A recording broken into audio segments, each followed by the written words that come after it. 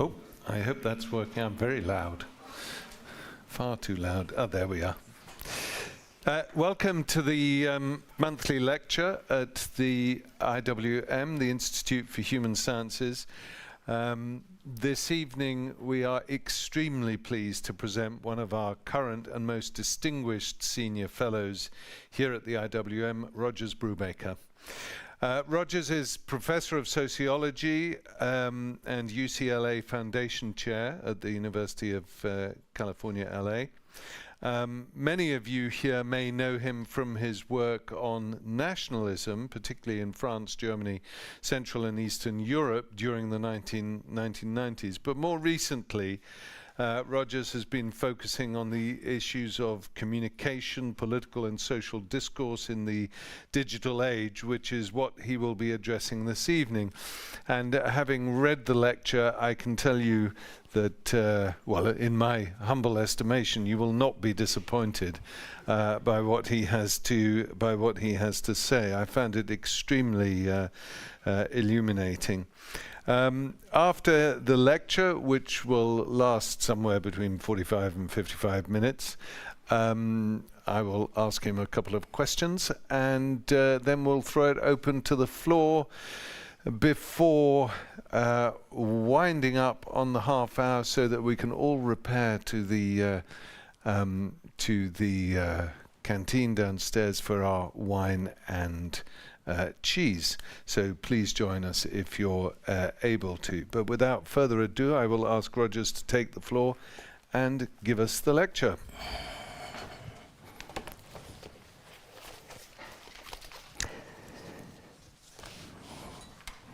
Thank you so much, Misha, for the kind words of introduction, and thank you all for coming this evening. For at least 30 years, from the 1980s through the middle of the last decade, digital connectivity seemed to be full of democratic promise. It ushered in a fundamental shift in the ecology of public communication, which was characterized by Manuel Castells as a shift from unidirectional mass communication to multidirectional, what Castells called mass self-communication. This new ecology of communication, it was thought, would promote more participatory forms of citizenship. It would bring previously excluded or marginalized groups into the polity, and it would contribute to undermining authoritarian regimes.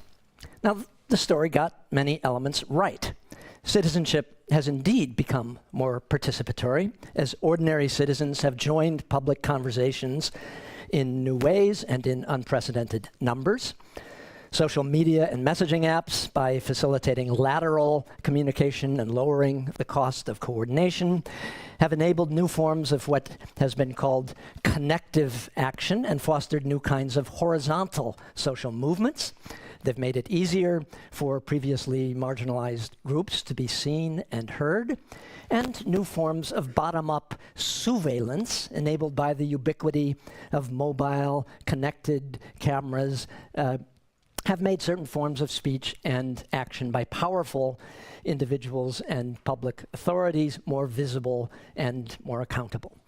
Yet the opportunistic narrative got other things badly wrong. Instead of making politics more transparent, hyperconnectivity has fragmented the public sphere and made politics more opaque.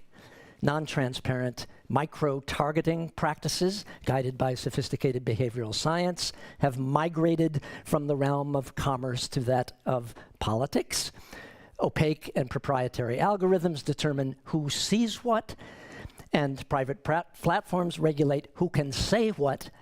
Both developments contribute to privatizing the public sphere. Encrypted messenger services have allowed political campaigns, especially in the developing world, to spread rumors and mobilize fear while avoiding public accountability. So since the middle of the last decade, the digital dream of renewing democratic citizenship has been challenged and partly overshadowed by a digital nightmare of undermining democratic citizenship by short-circuiting reasoned deliberation, nurturing conspiracy theories, intensifying polarization, and incubating extremism. and authoritarian regimes, even if they were indeed initially unprepared for the nimbleness and creativity of digitally mediated opposition movements, have long since learned to monitor and counter such movements. And the most sophisticated such regimes, led by China, have entrenched their power through massively enhanced capacities for digital surveillance. So digital nightmares can be just as seductive and just as distorting as digital dreams. So I want to resist the temptation to replace digital boosterism with digital doomsterism, and the temptation to blame hyperconnectivity and social media in particular for all contemporary political ills. It's not that I want to offer a more optimistic account. Far from it, but I do want to provide a more differentiated account by considering transformations of what I will call regimes of knowing, regimes of feeling, and regimes of governing. By regimes of knowing, I mean the ways people acquire politically relevant knowledge, or what they take to be knowledge, and the stances that they take towards public knowledge claims. I'll argue that hyperconnectivity strengthens populist stances towards knowledge and erodes the foundations of a shared public world. By regimes of feeling, I mean the ways feelings are patterned by socio-technical environments and governed by feeling rules, to borrow Arlie Hochschild's phrase, that legitimate certain ways of expressing feeling. I will argue that hyperconnectivity encourages and rewards the mobilization and expression of moral outrage, and thereby contributes to what political scientists have called affective polarization. And by regimes of governing, I mean the new modalities of algorithmic governance that are based on machine learning. I will argue that algorithmic governance has transformed the exercise of power by public agencies and, even more importantly, by private platforms, not least by enabling the fully automated exercise of power. I'll conclude by considering the tension between these technocratic modes of governance and the more populist regimes of knowing and feeling fostered by hyperconnectivity. So I'll start with regimes of knowing. Epistemic issues have become increasingly central to the study of politics in recent years. By epistemic issues, I mean concerns about truth and falsehood, about science and expertise, about misinformation and conspiracy theories. But such issues have also become increasingly central to political debates and struggles themselves. Claims have proliferated about fake news, about what science tells us, about what the experts got wrong. So political struggles concern not just who gets what, or who is what, but who knows what, or who believes what. So the politics of interest and the politics of identity are increasingly bound up with the politics of knowledge. The emerging regime of hyperconnectivity initially inspired epistemic optimism. It encouraged people to think of politically relevant knowledge, as of knowledge in general, in terms of discrete bits of information. So information would be abundant, easily discoverable, universally accessible, and the flow of information would be lateral, not simply vertical. Citizens would be empowered to produce and disseminate, as well as to consume information. And this free flow of information would make politics more transparent, citizens better informed, and governments more responsive. Now, even as this view came to seem hopelessly naive, the focus on discrete bits of information remained. Only now, the emphasis was on the abundant and unimpeded flow of misinformation. Discussions of misinformation intensified during the pandemic and reached a fever pitch in the aftermath of the 2020 American election. But I want to address a different question. That is, how the ecology of digital hyperconnectivity has reshaped ways of knowing the public world by reinforcing suspicion and distrust and eroding the foundations of a shared public world. I want to emphasize that hyperconnectivity is not solely or even primarily responsible for these developments. The decline of deference, the suspicion of expert judgment, the valorization of lay expertise, these all have a long history, but digital hyperconnectivity has intensified and accelerated these developments. I want to highlight three features of the epistemic environment of hyperconnectivity that I want to call abundance, flatness, and immediacy. By abundance, I mean not only the abundance of information or misinformation, but also the abundance of conflicting knowledge claims. By flatness, I mean that knowledge claims of the most varied provenance, unfiltered by gatekeepers, jostle side by side for our attention and assent on what feels like, or what can feel like, a relatively unstructured and level playing field. Now, of course, the digital public sphere is not a level playing field. There are enormous differences in the ability to make one's voice heard. But the openness of the digital environment means that all knowledge claims, along with all other digital content, flow through the same conduits and circulate in the same decontextualized manner. And this exerts a homogenizing, leveling effect. It places the wildest and most implausible claims on the same plane and in the same frame as those generated by established institutions. And by immediacy, finally, I mean the sense of having institutionally unmediated, direct access to information. Though again, of course, access to information is not, in fact, unmediated, but rather mediated in a new way, algorithmically mediated. So abundance alters not just what we know, but how we know it, or how we think we know it. So it alters our relation or our stance toward knowledge claims. By exposing us continuously to a welter of conflicting knowledge claims, claims that in a flat knowledge space may appear to be on the same plane, digital abundance tends to inculcate a stance of generalized doubt, suspicion, and distrust. It thereby contributes to weakening the authority of the institutions that produce and disseminate public knowledge, journalism in particular. And this mood of heightened distrust can engender then a generalized skepticism toward public knowledge claims. Abundance can also be wielded as a weapon.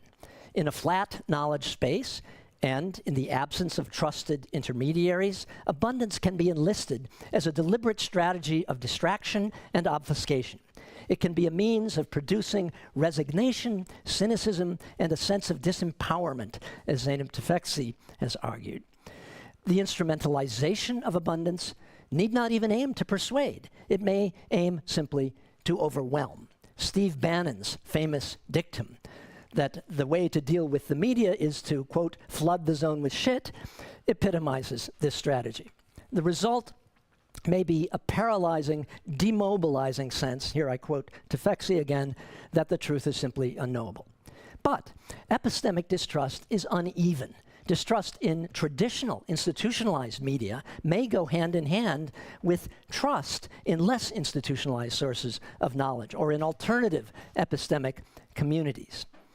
In an environment of seemingly immediate access to information and knowledge, abundance can heighten confidence in individuals' own judgment, including their judgment about which public knowledge claims to trust. And so it can contribute to what has been called epistemic hubris, that is, to unwarranted confidence in one's own beliefs about policy-related matters.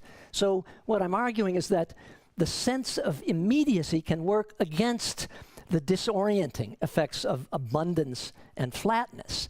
Individuals may feel that they enjoy immediate access not only to an abundance of information, but to an abundance of evidence or proof that they may understand as validating or invalidating particular public knowledge claims. So abundance in connection with immediacy can be polarizing rather than paralyzing. It can produce contending certainties as those who already hold strong views hew to them even more strongly, seeing their own views as abundantly confirmed and opposing views as abundantly discredited. So both effects of abundance, paralyzing and demobilizing on the one hand, polarizing on the other, were amply evident during the pandemic. Hyperconnectivity has made it much easier for us to inhabit radically different public worlds. The public worlds that we inhabit are constituted in significant part by what we know or believe about them. And what we have known or believed about COVID-19, for example, not only about what should be done, but about the most basic descriptive facts, has been radically discrepant. Sharp disagreements about how to define and make sense of the pandemic would no doubt have flourished even in a less connected information ecosystem, but polarization in what people claim to know or believe about the public world has been deepened and democratized by hyperconnectivity. The flood of hyper-accessible evidence and the ease of sharing it and discussing it have made polarization, in a sense, more participatory. Again, fragmentation of the public world is not new. If mid-20th century systems of mass communication supported a widely shared public world, the binding power of that world had been weakened long before hyperconnectivity, notably in the US by the proliferation of talk radio and cable news channels. But the proliferation of rival, epistemic, moral, and political worlds has been carried much further in this environment of digital hyperconnectivity. The abundance, structural flatness, and anti-institutional immediacy of the digital environment have strengthened both epistemic individualism and epistemic populism. They've strengthened individualism by seemingly making it easier to think for oneself, or, quote, do the research, as the saying goes in conspiratorial milieu. They have strengthened epistemic populism by heightening skepticism of the complex and opaque workings of mainstream knowledge-producing institutions, and increasing access to and interest in forms of counter-knowledge that challenge established bodies of knowledge. In both ways, hyperconnectivity has further undermined the cultural authority and deference once enjoyed by mainstream knowledge-producing and knowledge-disseminating institutions. In so doing, it has contributed to this proliferation of competing public worlds, and more specifically, it has provided a robust infrastructure for such worlds, an infrastructure that facilitates the production and circulation of a seemingly limitless supply of engaging, compelling, world-sustaining content. Digital media have often been blamed for contributing to so-called post-truth politics, but the contemporary digital environment encourages not the abandonment, but the proliferation of truth claims. It facilitates the multiplication of digitally mediated subcultures that may develop into cultures in the strong sense, committed, as Michael Sokassis puts it, not just to alternative moral orders, but to alternative realities. The radically discrepant perspectives on public phenomena thus generated are not just differences of interpretation, they are differences about the most basic facts. So the upshot for Sokassis is that we are all conspiracy theorists now, in the sense that we all hold certain beliefs that many others consider, and I quote, not just mistaken, but preposterous and paranoid. One additional feature of the knowledge environment of hyperconnectivity has become particularly pronounced in the last couple of years. This is, of course, the power of generative AI to create extremely convincing synthetic images, text, audio, video. The ability to make up textual, audio, and visual evidence cheaply, easily, convincingly will substantially undermine of course, the integrity of digital evidence. And this can only further aggravate the forms of epistemic disarray that I have described. And as such generative models improve further, the texts that they produce will be increasingly difficult to distinguish from texts written by humans, and the existing difficulty of distinguishing bot-generated from human tweets and short social media posts will extend to longer form writing. Propaganda will be largely automated and therefore much cheaper, as well as much harder to trace. Many platforms are likely to respond by limiting posts to accounts with verified identities. This may be indispensable, but it will further increase platform control over public discourse, a theme I will return to later. So I turn now to transformations of regimes of feeling.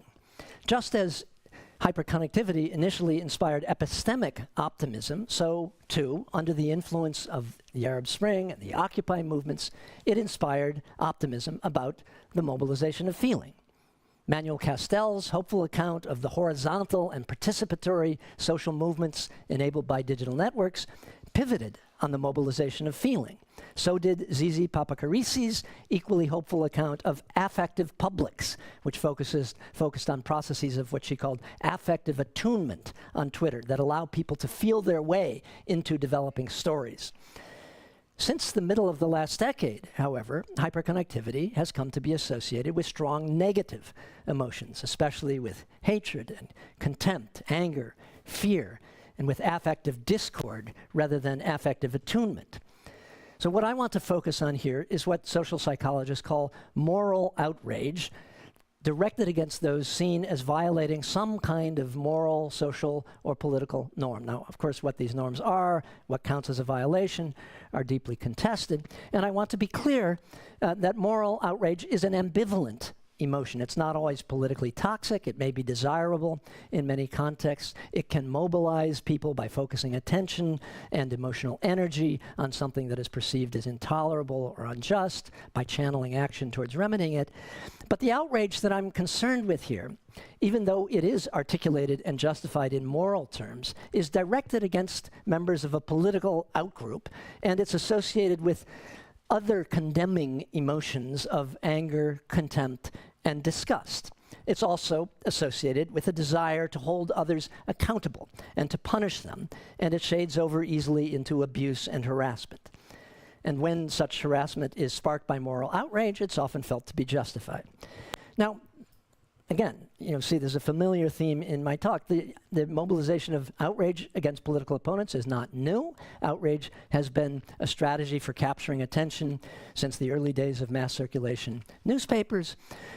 It was broadcast media that made the mobilization of outrage a recognizable and reliably profitable genre, central to the business model of conservative talk radio in the 1990s and of Fox News in the 2000s. But once again, digital hyperconnectivity has supercharged the production and circulation of moral outrage, and this for three reasons. The first is that the algorithms that govern the circulation of digital content are, of course, optimized for engagement, and moral outrage is distinctively, though not uniquely, engaging. It captures attention both because of the moral framing, since moral stimuli, social psychologists have shown, are more attention-getting, and because of its intense emotionality. So content producers have incentives to generate content that expresses outrage. Incentives to produce engaging content, of course, long preceded hyperconnectivity, but the techniques for monitoring and measuring attention and optimizing content for engagement have become vastly, indeed incomparably more sophisticated in the last decade or so.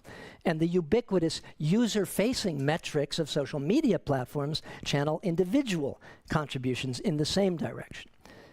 Secondly, the superabundance of digital content provides an inexhaustible reservoir of material for anyone who wants to mobilize moral outrage. So a lot of commentary has highlighted the role of fake news or misinformation in fueling outrage, but purveyors of outrage don't need to resort to fabrication.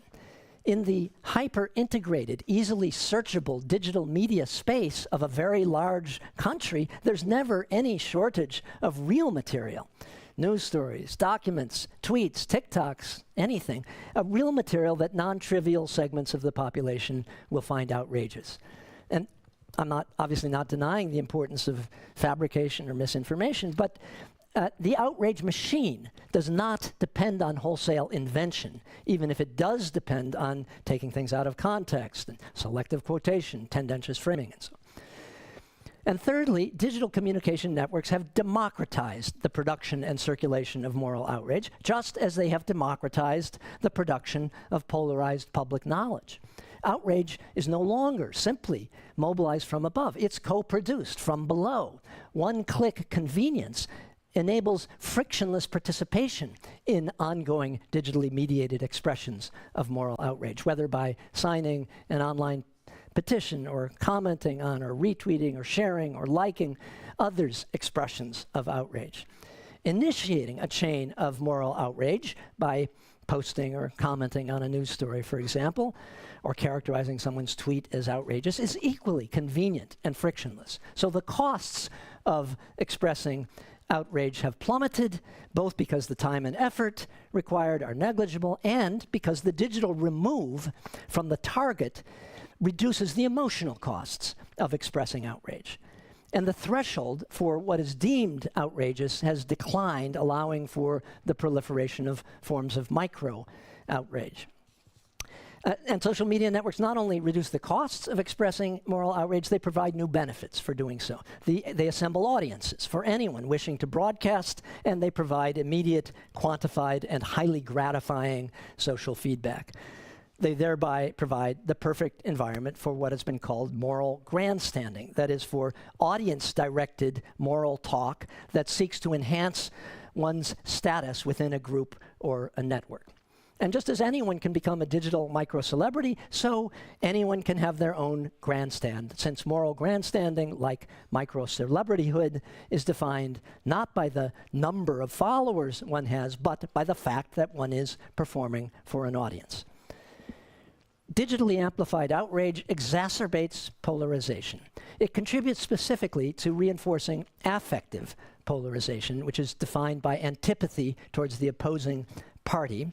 The irony is that social media intensify polarization in important part by exaggerating its extent. So let me unpack that. By contributing to what political scientists have called false polarization, social media end up contributing to real polarization. More precisely, by contributing to false ideological polarization, social media contribute to real affective polarization.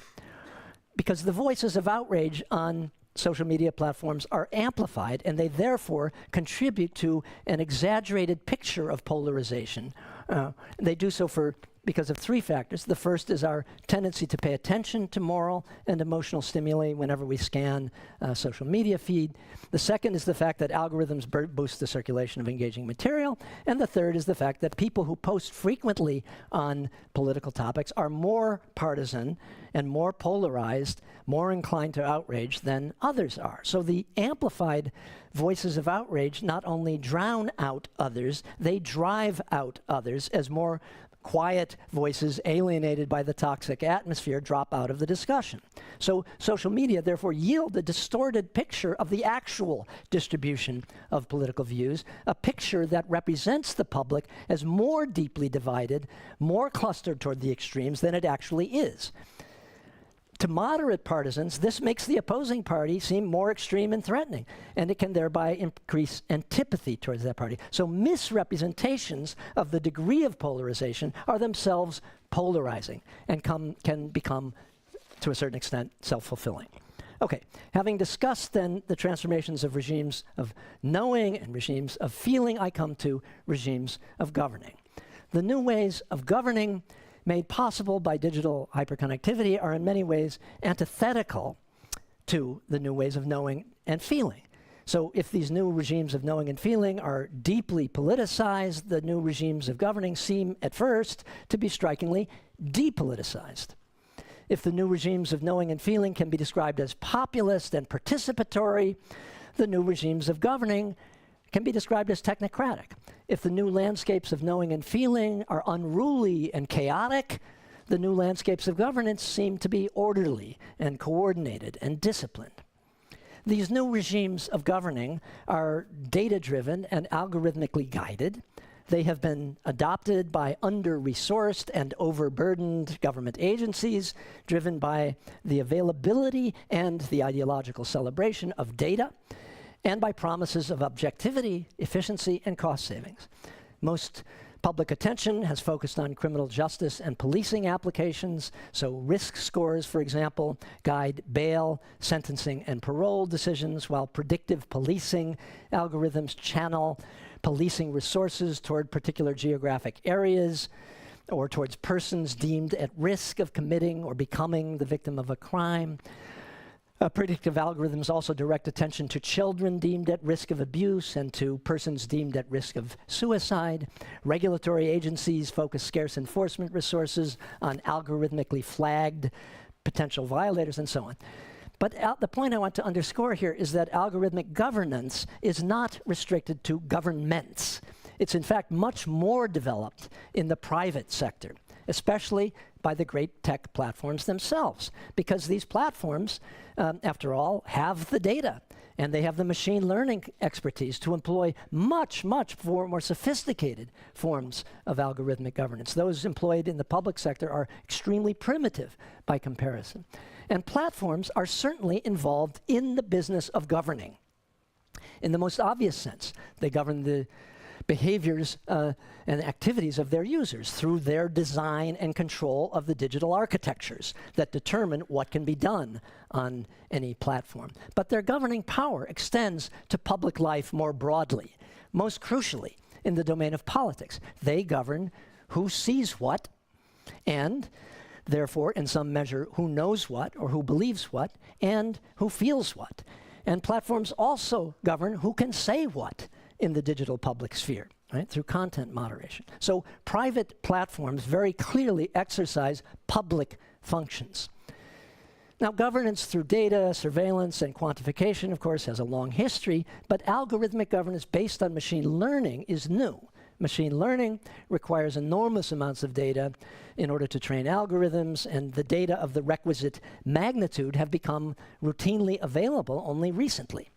The data come partly from the digitalization of originally non-digital data, books, images, public records, etc., but they come mainly from the never-resting engines of digital surveillance, which expressly solicit previously undreamt of volumes of data from users, and then, of course, surreptitiously vacuum up traces of all digitally mediated activity.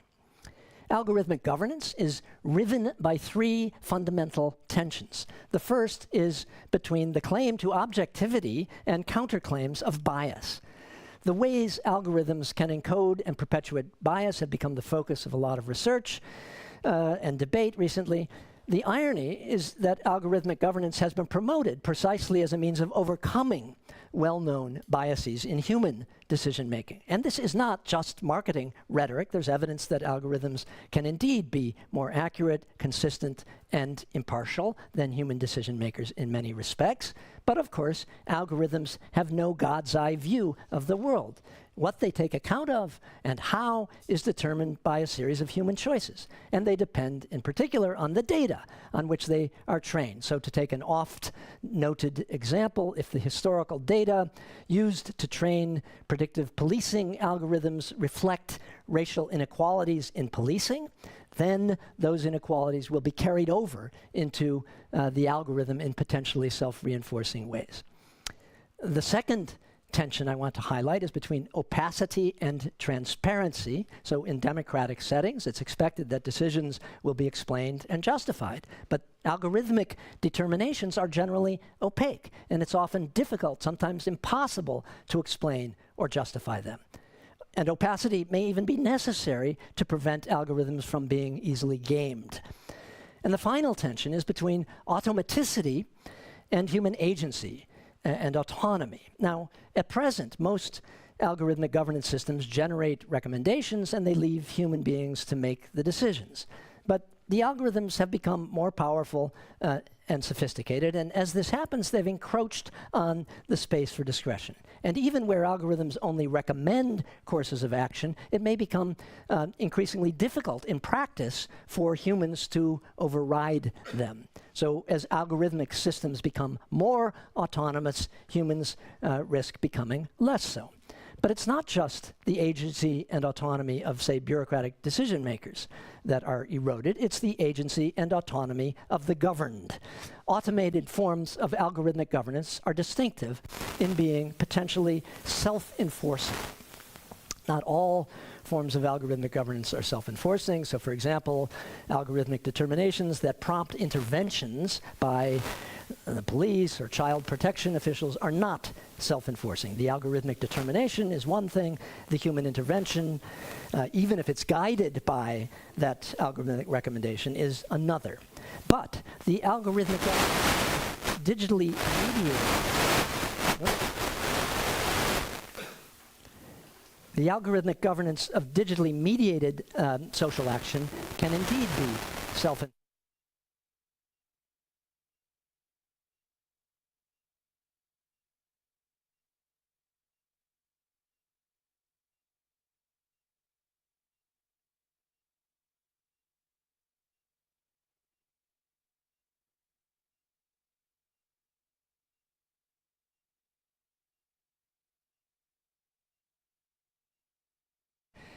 As Ori Schwartz has argued, self-enforcing systems of algorithmic governance do not establish rules and then specify penalties for violating them. Rather, digital mediation enables them to preempt violations altogether. And this transforms the very nature of power, which is now generative rather than regulative. So it can directly produce social reality and govern people's conduct from the outside, bypassing rather than seeking to influence their will and consciousness. So for example, gig workers' accounts can be automatically deactivated if their rating falls below a certain level. Or a car could be remotely disabled if the owner falls behind on payments, right? And those actions can be taken without any human intermediation whatsoever. They can be fully automated. Now, perhaps the most important site for potentially fully automated, self-enforcing algorithmic governance in the near future is content moderation on digital platforms. This has become much more automated in the last few years as a result of advances in machine learning and the challenge of the early phase of the pandemic when human moderators were sent home, also the intensifying demands for platforms to intervene more aggressively against hate speech, bullying, terrorism, pornography, misinformation, copyright infringement, and so on. Now, until recently, humans had been playing two key roles in content moderation systems.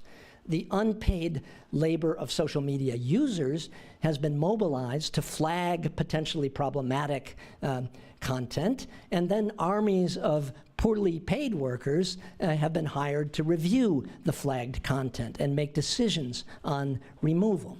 But algorithms have been displacing humans on both of these fronts. So the vast majority of content determined to be in violation of Facebook's policies is now discovered by algorithms before it is flagged by any user, and an increasing share of this algorithmically flagged content is also algorithmically removed without human review.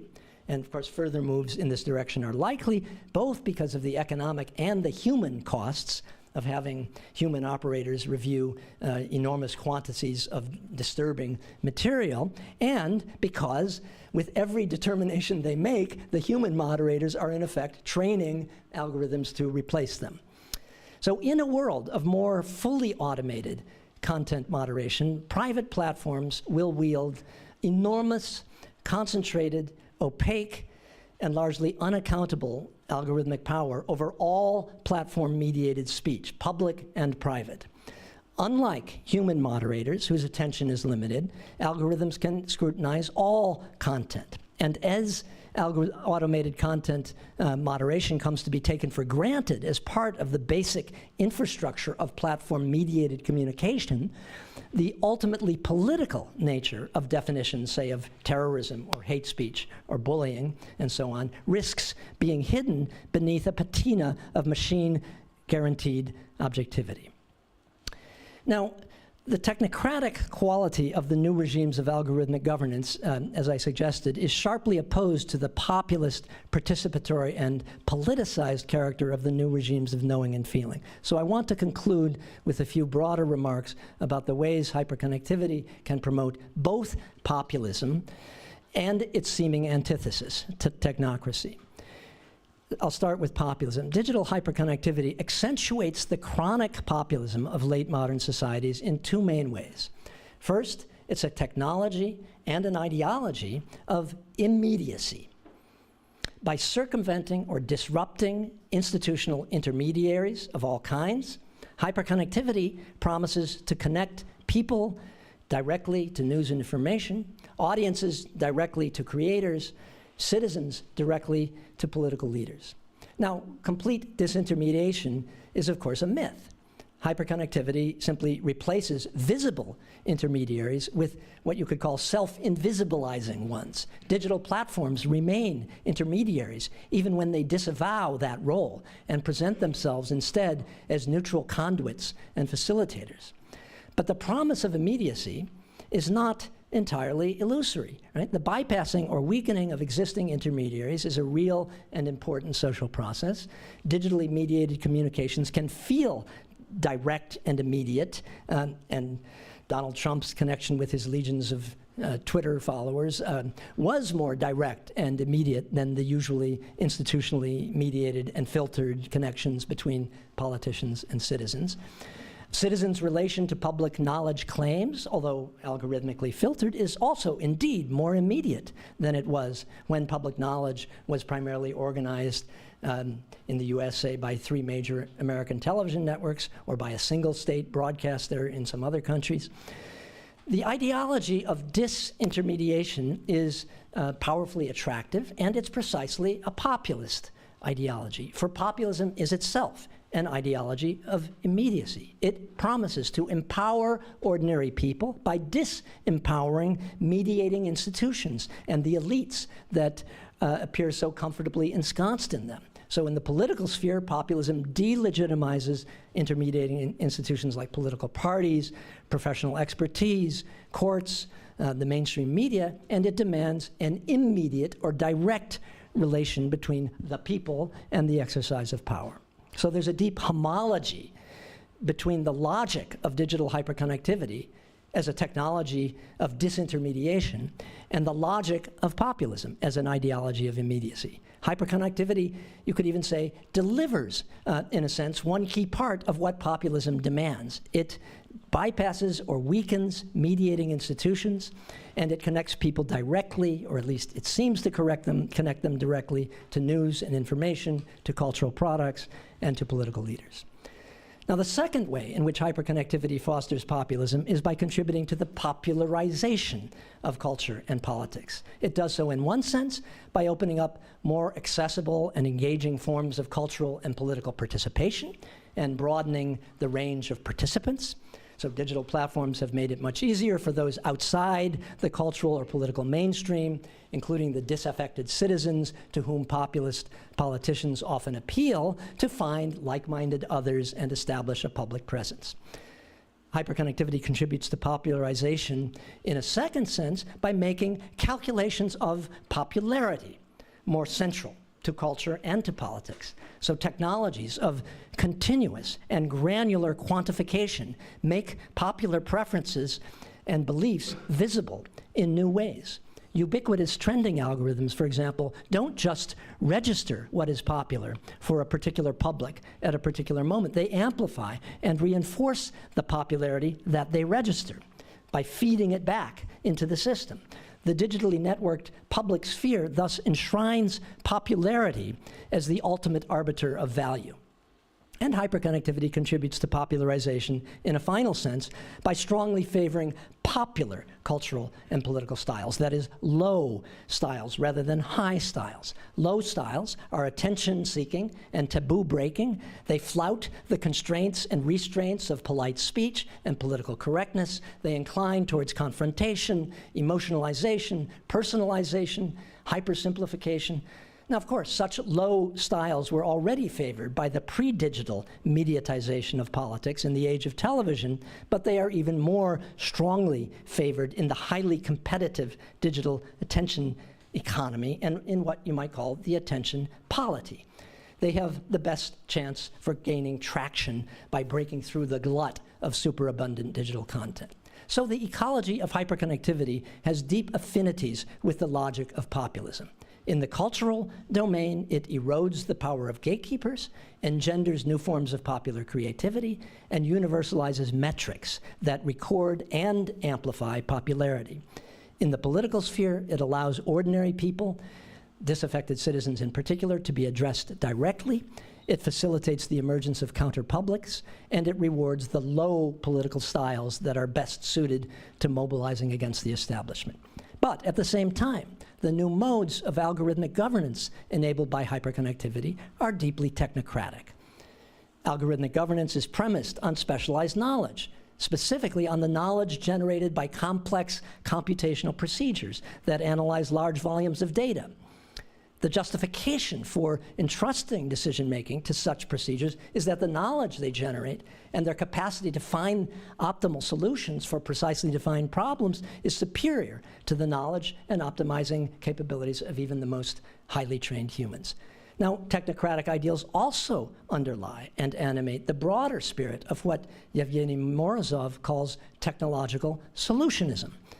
Solutionist thinking, like technocracy in general, is depoliticizing. It seeks to transform social and political problems into technical problems. It thus exemplifies the assimilation of politics to engineering that Michael Oakeshott saw as characteristic of rationalist politics in general. Now, usually, technocracy and populism are understood as antithetical. While technocracy entrusts decision-making power to experts or to expert-designed knowledge procedures like algorithms, populism distrusts the claims of expertise in politics. And while technocracy is depoliticizing, seeking to insulate decision-making from popular interference, populism is generally repoliticizing. It claims to reassert political control over issues that are seen as having been illegitimately removed from the domain of democratic decision-making and entrusted to unaccountable bureaucrats, experts, or to courts. As decision-making by unaccountable algorithms and by the unaccountable platforms and experts that design them becomes increasingly important, then you might expect it to become vulnerable to populist challenge. But there are reasons to think that algorithmic governance may remain insulated from such challenge. Content moderation on major platforms became more automated and more visible, more intrusive during the pandemic, during and after the US 2020 election, but this did prompt user complaints about censorship and liberal bias, but it did not generate a populist challenge to content moderation per se. Algorithms are not only unaccountable, in a certain sense, they're unaddressable. So unlike courts or bureaucratic agencies or expert panels that publish their rulings and recommendations, algorithms don't make easy targets, right? They're self-invisibilizing. They're protected by their opacity. They're protected also by the fact that they work in a granular, case-specific manner. Algorithmic governance has, of course, become an important focus of contestation, but that contestation is carried out in a technical idiom. Specialized knowledge of algorithms is required in order to contest the specialized knowledge encoded in algorithms.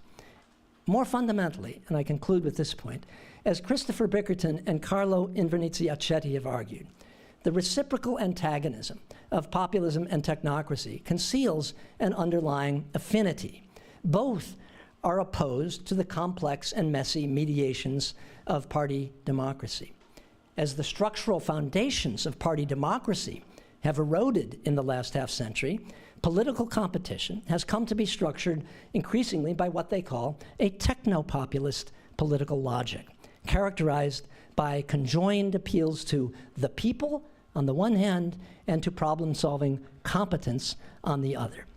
Now, Bickerton and Invernizzi-Accetti are not concerned with the new communication technologies. The techno, in their techno-populism, refers to technocracy, not to technology.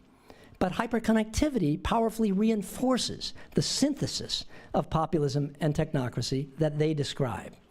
As a technology and an ideology of immediacy, it exacerbates the very crisis of institutional mediation to which it claims to respond.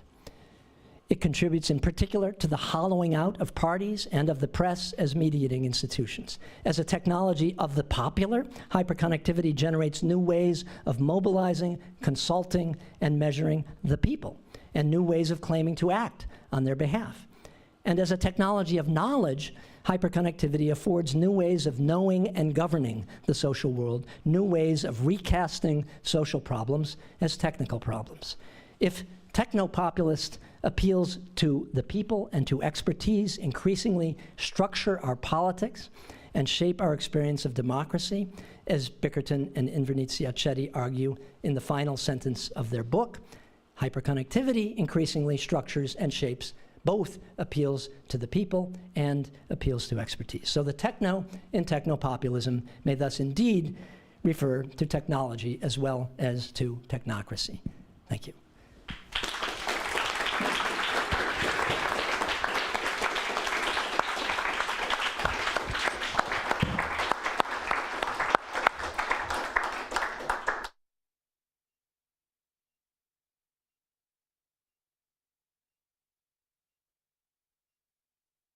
Project.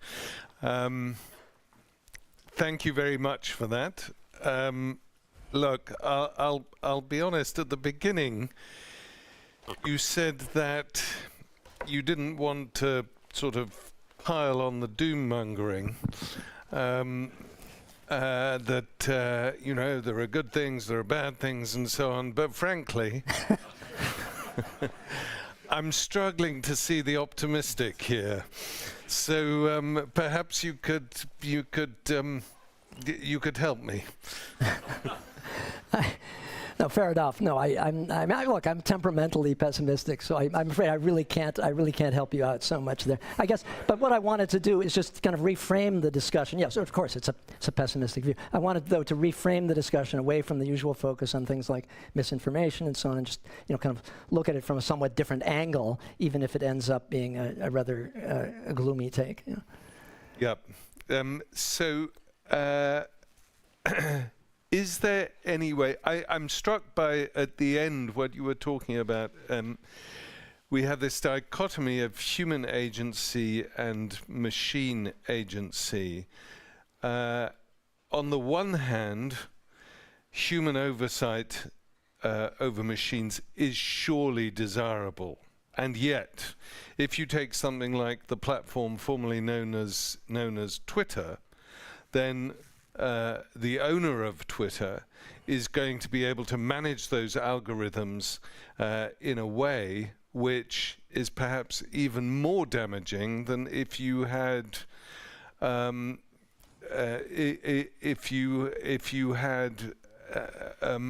algorithms which were generated from a broader spectrum of data. Is the answer to this, or at least is one of the things that you would advocate, greater human oversight and agency over technocratic forms of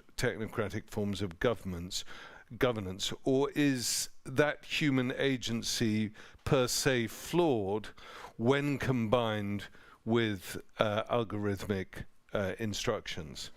I mean, in terms of advocacy, I guess I would not so much frame this in terms of human versus, agency, but rather in terms of greater public oversight over private power, when that private power is exercising essentially public functions, as is, I think, clearly the case. I mean, our public discourse rules are set by unaccountable private corporation. Now, obviously, I don't think you should have, the infamous Ministry of Truth to kind of monitor.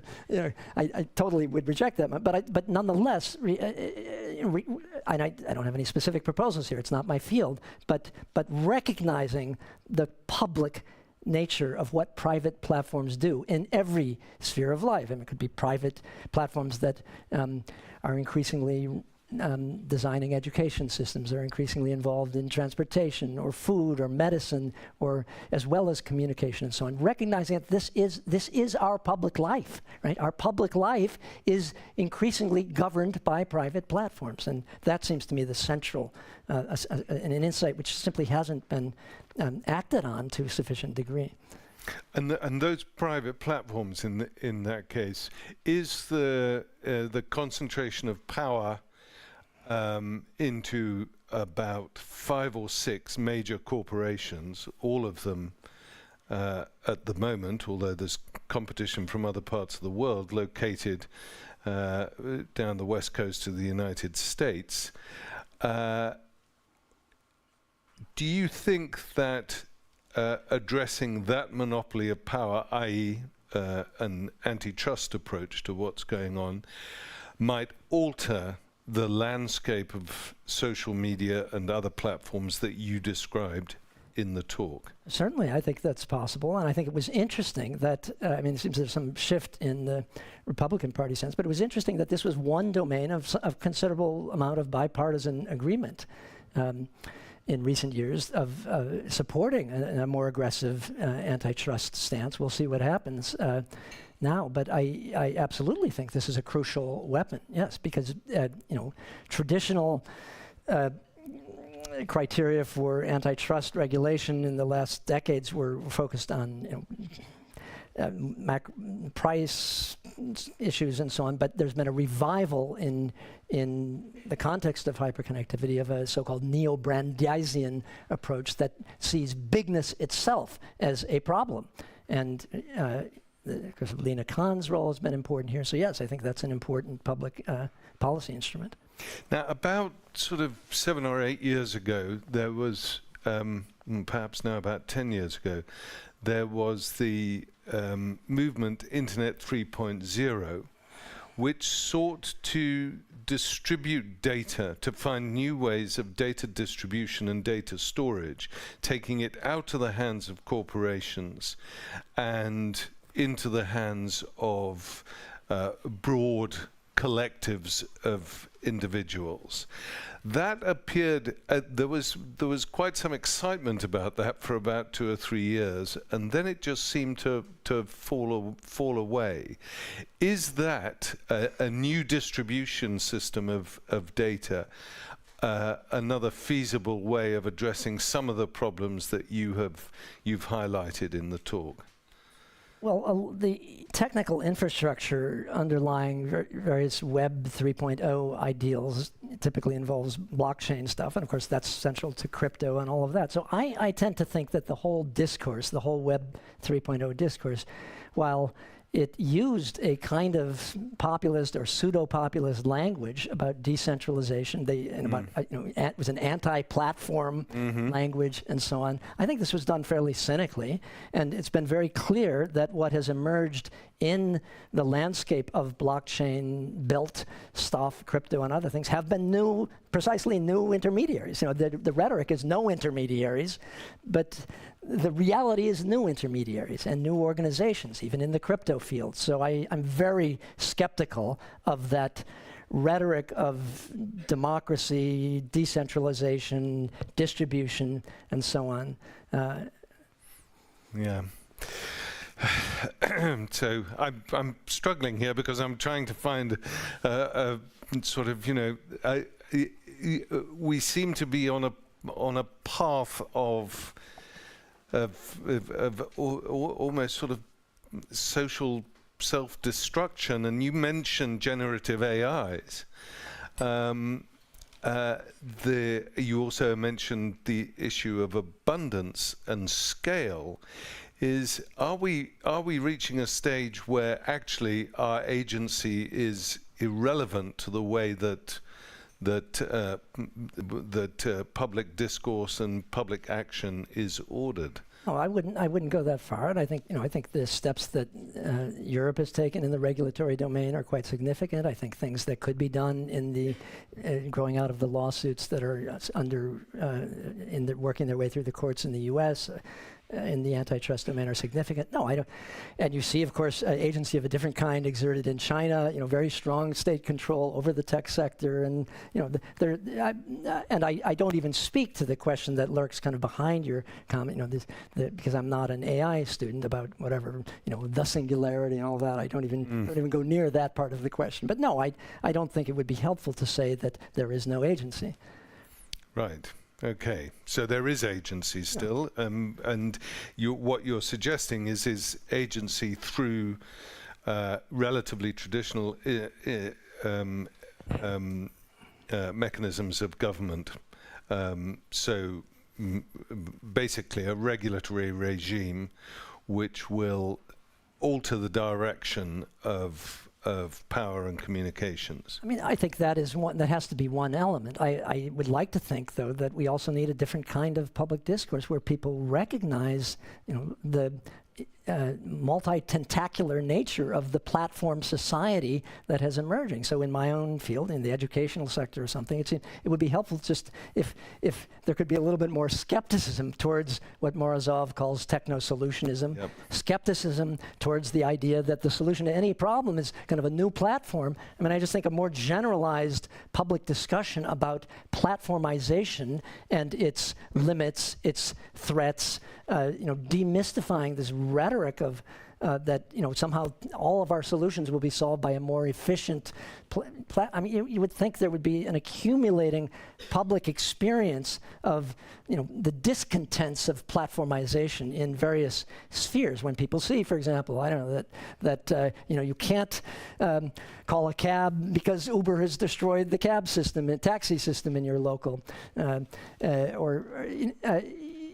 you can't, you can't find. There's no more hardware stores in your neighborhood because everything, because each of us has contributed to increasing the strength of Amazon, click by convenient click, repeated 1 trillion times. So I just, I would hope that there would be, a little bit more of a discursive shift here, and I think you saw some of that. Before the pandemic. I do think it was unfortunate that in the pandemic, the great tech platforms kind of recovered some of their prestige and positioned themselves as techno-philanthropists who were in a position, for example, to give away hundreds of millions of dollars of equipment to schools so that instruction could continue and so on. So I think there was more momentum. There was a kind of emerging, more serious tech critique just before the pandemic. But I think that kind of critique needs to be developed. Yes, I've noticed. I mean, that in the tech world there is, and indeed amongst a lot of politicians as well, there's an obsession with innovation, that innovation must be per se good. And so one goes ahead and deploys new technologies before the implications of those new technologies have been examined in any way, shape or form. Completely. You move fast and break things, and then, absolutely. Yep.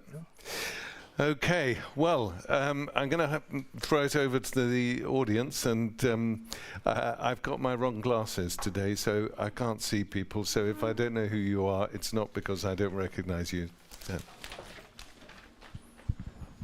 Introduce ourselves, or? Yes, please do introduce yourselves. Yeah. Good evening, John Hennon-Fent. I'm a trade and antitrust lawyer here in Vienna.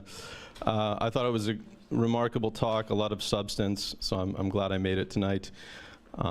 One critique and then one just suggestion for maybe further exploration on this topic for you, Rogers. The critique is, you talked about algorithmic governance in the private sector, how they are somewhat immune from public pressure because they are not so out front. That's a bad paraphrase, but you made remarks in that direction.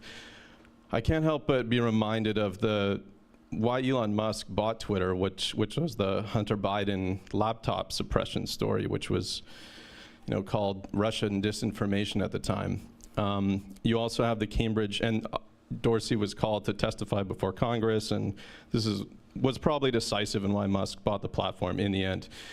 You also have the Cambridge Analytica Facebook issues in 2016, which got a lot of attention in that aftermath of Trump's election. You also have a lot of focus, particularly on the left, towards algorithms around policing and anti-terrorism and the dangers there for these becoming racialized and so on. So there is, I think, a good amount of attention on the private platforms. And then suggestions for further research or exploration, which is on the antitrust front. We did mention China briefly.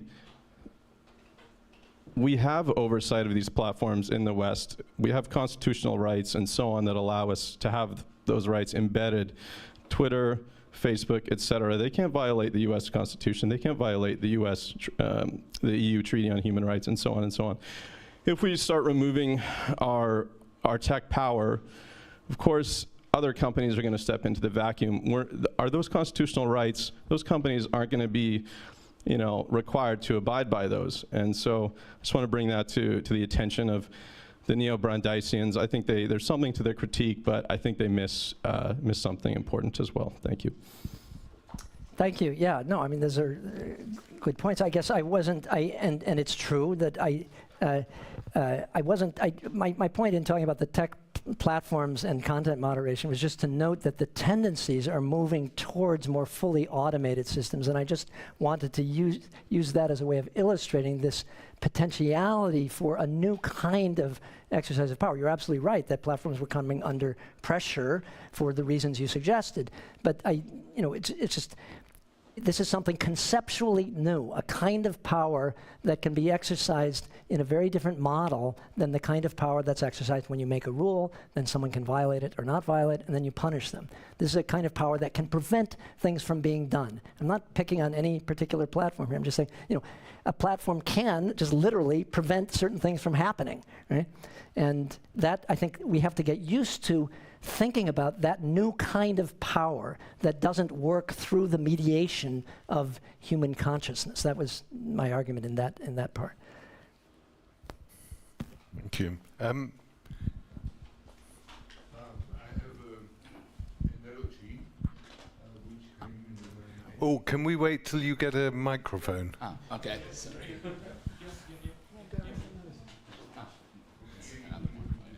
That's true, but no one else can. So, my name is just Eugen Spanocki, and I'm I work in the private business, so I'm no member of any university.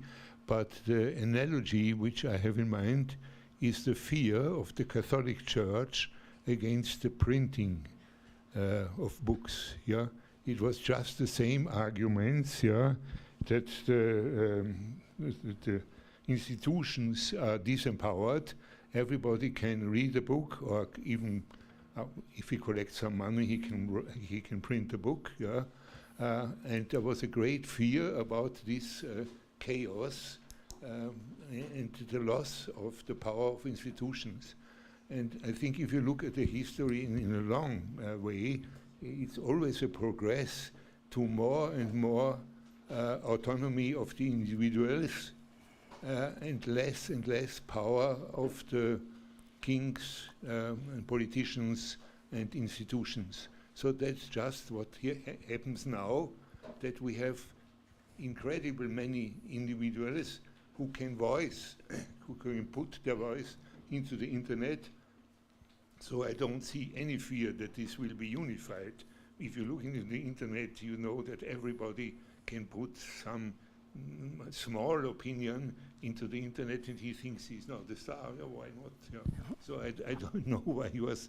That's the way of progress of technology. Yeah. Thank you. Thank you. I mean, I can't agree that.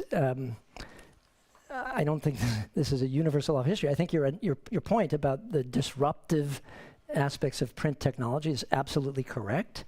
I think that, of course, it took a couple of 100 years for that incredible, disruptive, powerful effects of that new technology to work their way through social life. And obviously, things are happening much faster now. They happen much faster with radio and television. They're happening even faster now. But I guess I don't agree on this point about a trend towards increasing autonomy. I think there was a lot of internet-related utopianism in its early days, maybe 30 years ago, with people talking about this incredibly decentralized architecture, and that was really the case. It was true, but that is not. It's simply the entire architecture has changed in fundamental ways, and the concentrations of power are so immense that I just cannot see that it's a plausible story to tell about continued disempowering of any kind of institution. Some institutions, of course, this was part of my argument, that various intermediary institutions, legacy, media, political parties, and so on, are profoundly disempowered. And yet the assemblage of power by the great tech platforms themselves is, I think, unparalleled in human history. So I can't agree with that long long-term trajectory that you suggested. There's one over there, I think. Okay. Yeah, I'm Francesco Striano. I'm a junior fellow here in the Digital Humanism program. And first of all, I have to really thank you for this lecture. And this is not academic politeness, and so, because just to give you an idea on how much this lecture resonates to me, just I want just to say that I recently worked about agency, trust, transparency, disintermediation, crisis of expertise.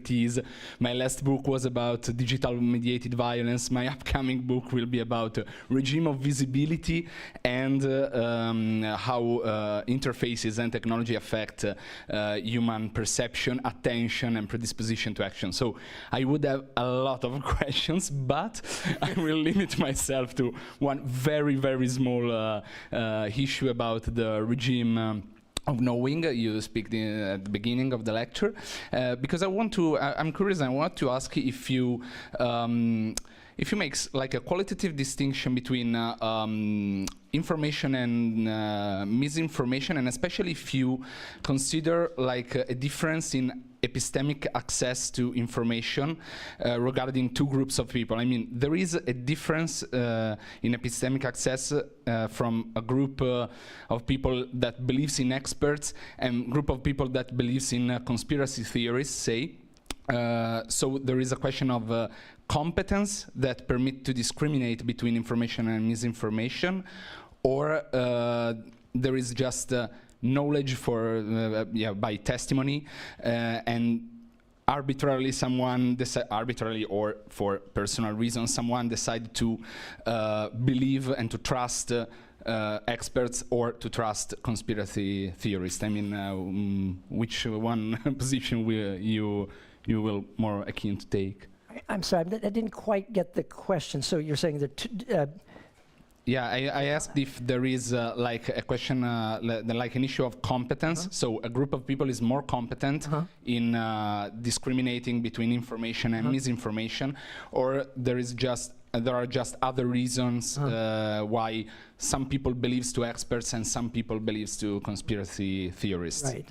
I mean, of course, I think there are differences in competence in certain areas, but of course there are also, and this is part of the problem, there are also conflicting understandings of what constitutes competence in some cases. And I think some of the interesting work on conspiracy theories has, because of course that's a contested category, and your conspiracy theory may be my, plausible story. I think some of the interesting work on conspiracy theories tries to bracket, some of the interesting sociological work tries to bracket the question of, truth or falsehood, and tries to just describe the practices, describe the knowledge practices.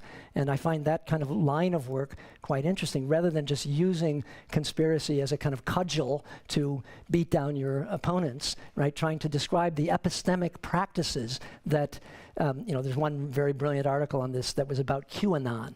What are the scriptural practices? How are they modeled on biblical interpretation in some cases? What forms of local expertise are cultivated within a certain community? I think it's important to study those kinds of epistemic practices to see how new kinds of epistemic practices are possible in this new ecology of knowledge and so on. And then you see, indeed, there are conflicting claims to there are local forms of expertise, indeed, which are recognized within that community and so on. So I think that's an important kind of sociological work to do. But of course, does that mean I don't think there are, differences in competence? Of course I do, but I think it's also important to study the production of local forms of expertise and local claims to competence as a way of countering earlier kind of notions. I think they're not so widespread anymore, but the kind of notion that, well, it's just post-truth and nobody cares. No, or no one cares about evidence. No, people care about evidence a lot, even in these, what you might call conspiratorial milieu, but they have specific practices for assessing evidence and what counts as evidence and so on. And I think it's important to attend to those kinds of practices and to those kinds of claims. Michael. Mike Lignetti of CEU. Rogers, I wanted to ask whether the analysis of epistemic authority needs to get a little sharper in your account, because there's a risk that you're saying digital hyperconnectivity is basically flattening, destroying, overturning epistemic authority. And yet when I look at my, so I wanted you to be more precise about where the threat to epistemic authority is really happening. I work at a university. Universities around the world are still doing what they've done for 1,000 years. You're a very distinguished professor of sociology at UCLA, and you want that authority designated on this thing for very good reasons.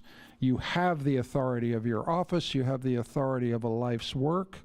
This place is called the Institute for Human Sciences, and this isn't just branding, for God's sake. You've been at this for 30, 40 years. When I open my phone, I don't see epistemic chaos at all. What I see is curated journalism that I pay for, that has a very good record in distinguishing between facts and fiction, and it has epistemic authority with me and with the million other subscribers who enlist in it. And why do we subscribe? Because it has epistemic authority, and our subscription base reproduces their capacity to reproduce their epistemic authority. So it's a fascinating talk, but I wanted you to be a little more precise about whose epistemic authority is being lost here precisely. I feel the challenge. I feel the challenge in my own classroom. I feel the challenge every day, but the towers have not toppled, in my view. They're still standing. So we need to have a better sociology of the power impact of digital hyperconnectivity than I think you gave us tonight. Yes, a very good question, Michael. Thank you. Of course, I think you're absolutely right. But the Times has been very successful in a digital environment and has whatever is 2 million paid subscriptions and so. But it's a big community. I'm part of it. But it is still, it is in a sense a big bubble, right? I mean, if you look at survey data on trust in media, it's not encouraging. And so I do think that, yes, how do institutions work? There's mutual self-recognition, and all the subscribers will kind of recognize one another, and we recognize that authority. But outside of our it's a big bubble, but it's still a bubble. I think it's troubling that. I don't know if there's survey data specifically on confidence about the New York Times or trust in the New York Times, but there, of course, is on mainstream media institutions. And the data are not pretty at all. But you're right. You're absolutely right that one needs a much more nuanced account than I was able to give here. And I appreciate your formulation of the problem. If I may just chip in there, Michael, I mean, in the media world, we are seeing the towers crumbling in various places. If you look, for example, at local media, local media has been more or less destroyed by the internet, and this is very damaging for democracy on a micro level. And I don't think that's necessarily going to stop with local media. It may still go further. I mean, the signs are there. So whilst we still pay for our epistemic knowledge, lots of people don't. And I would say that is probably on the increase rather than on the decrease. Thank you. Yes, a very important point about that. Questions? We're almost done, but we've got time for another question. There's a hand at the back, I see. Oh, one at the back, one at the front. But we'll start at the back. Thank you so much. My name is Camila. I'm a PhD candidate in the history department at Princeton. I happen to come from a region in Moldova where we are united through generations through watching Russian TV, a specific Russian TV channel, First Channel, do not recommend. But my grandparents watched that channel, my parents watched that channel, I grew up watching that channel, and it took me a lot of graduate degrees to stop thinking that, you know, topless Putin on a bear is not the greatest thing the world has ever seen. So I have a question, and now, you know, whenever I happen to go back home, I see that people, including my classmates, people my age, continue watching that channel and trusting that channel above all else, regardless of the fact that there are other news media.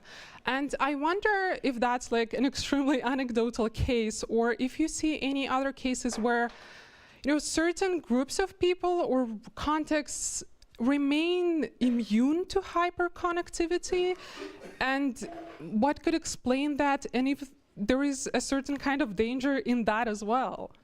Thank you so much.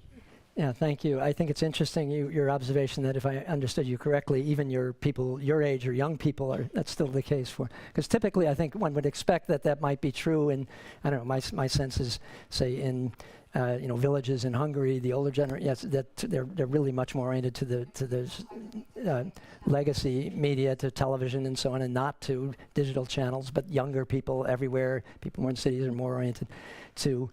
So I'd be curious about the generational differences in your case. But I guess I mean, of course, if you receive all of your information from one channel, then that's extremely limited. So yes, that is a complementary danger. But I don't think the solution to it then is simply, you know, all the unfiltered stuff on the internet. But I appreciate your comment, and it's an interesting case. And here at the front. Pays off. Thank you. My name is Gregor Rosenauer. I'm a software engineer with a humanist background, actually, a strange combination maybe. But thanks to this institution, not anymore. Thank you. I want to circle back to the topic of decentralization, because we only spoke about Web 3.0, which is very hypey. Before AI, it was blockchain and Web 3.0. But there's also the Fediverse, and there was a time when a lot of people thought about leaving Twitter. Didn't turn out in the end as such a competition, but it's still there, and it's interesting to see that it's completely different in structure, because it's federated. It's also disconnected in a way. There are several servers with topics. And I see a big chance here, because you cannot simply flood a federated zone with shite. But on the other hand, it could actually make the situation worse, because then you have these topic islands, and people actually attach to their bubbles. And what is, is it, do you see this optimistic or pessimistic, or what's your? Yeah, I mean, I thank you. I think it was indeed interesting when, in the early days of Musk's Twitter, there was all this talk about, everyone's going to leave, everyone's going to, and I guess it was a coordination problem, but it didn't happen at all. Really, it's quite remarkable. And so I do think that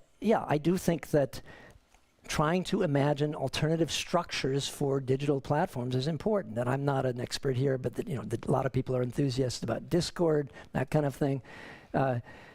So I think there's a political scientist I admire, Kevin Munger, who's written a lot about this, and I think so. Yes, I think that within a properly chastened way, there were a lot of a generation ago, tremendous amount of enthusiasm about digital democracy, and I think that was all very naive. It looks all very naive in retrospect, but that doesn't mean that design issues aren't important. Design issues are very important. And maybe design, just one example, for example, even within Twitter or Facebook or something, there's been a persuasive arguments that when Twitter introduced the retweet function, that changed the discursive landscape in a significant way. So design choices matter. Things that could reduce friction, reduce the velocity of circulation, I guess I'm not that optimistic about structural features that can actually promote deliberation. I think, so there's interesting work done on the digital public sphere that stresses its reactive nature and plebiscitarian nature, how one could build in spaces for deliberation. That's more complicated, but it's a necessary task, absolutely. Do we have any final question? Yes, we do, at the back. Thank you. Paula Diehl, I'm professor for political theory, history of ideas and political culture in the University of Kiel. Rogers, thank you so much for bringing up the positive side of it. I was trying to find an example, and I'm not so sure if my example is a positive one. I was thinking about the 5-star movement in the beginning, before they launched the platform Rousseau. And everything was centered in the blog of Beppe Grillo. But people had a lot of liberty to connecting and having very different discussions in this blog, right? And it came from time to time to situations where activists challenged Grillo in his decision. So there are a lot of crises going on before they establish an institutional platform, because people could join that, but it could also leave the platform without consequences. Would you see a form of positive interconnectivity, or would you say it's not in interconnectivity at all? How do you explain this kind of example? Thank you. Yeah, thank you, Paula. I mean, I'm sure you know the work of Gerbaudo on the digital party, and there was I think you're right about, to the extent that I know anything about it, about the early days of this platform, the Beppe Grillo blog. But it does seem that ultimately somebody, the people who provide the structure, the infrastructure in this case, the guy behind the, they control the structure, and they can, if they decide that, okay, yeah, the way it's set up now, it allows for lots of, but they decide they want to tighten it, or they decide they want to, move in a more plebiscitarian direction, as convincingly has been shown was the case for Podemos, that the ideal of digital democracy was used to basically empower leaders and cut out party activists in the middle by using the rhetoric of democratization and immediacy and so on, but basically just by enabling those who controlled the party structure to say, okay, we're going to solicit popular input only in this plebiscitarian form, and we'll put the questions, we'll decide which questions to put, and you can say yes or no. So I mean, yes, I'm sure there are alternative forms, but it's too easy for those who control the structures, in this case the software, to design it in such a way that promotes their own interests. But yes, I think that's thank you for suggesting that example. Rogers, thank you very much. I mean, I'm particularly grateful to you for the way that you're framing this. Because it really does make understanding what is going on, when we all feel quite overwhelmed by our own personal experiences and interaction in the digital world. It really, really helps to start breaking it down and see what is actually going on, both with ourselves and with other people, and how we're coming together and not coming together. So I thought that was an absolutely terrific lecture. Thank you so much for giving it here at the Institute for Human Sciences. And to everyone here, unfortunately not people watching on YouTube, or other platforms are available, I would like to invite you now to come down and have some wine and cheese. Thank you very much. Before a huge round of applause.